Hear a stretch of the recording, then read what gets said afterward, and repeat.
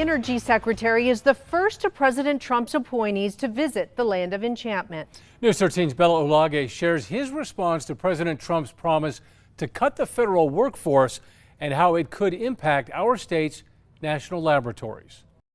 This lab was chosen for a reason. Department of Energy Secretary Chris Wright outlined his plans to, quote, unleash the golden age of American energy dominance. As part of this push, he visited Los Alamos National Laboratories to highlight how the state will help achieve that. I don't think there's a state in the country with as high a percent of natural lab employees and cutting-edge scientists in our country.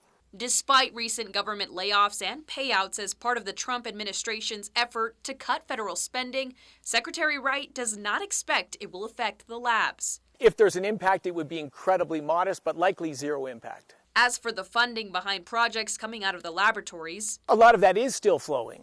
But of course, it's a new administration with a new set of priorities. We'll follow the law for contracts that are in place, but there's a lot of unallocated funds. The goal, Wright says, is to deploy funds as effectively as possible. Areas of focus for the department are to replenish the nation's nuclear arsenal and beat out other nations in the race to the next frontier, artificial intelligence technology. We need to win the second Manhattan Project race as well of AI. He also emphasizes the importance of infrastructure.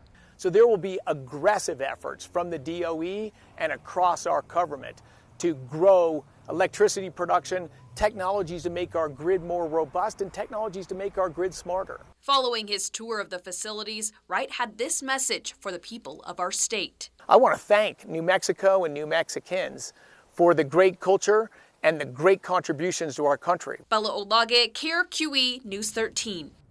Secretary Wright says it is of the utmost importance to protect the nation's oil and gas industries to remain one of the world's top exporters. He plans to visit Sandia National Laboratories tomorrow morning.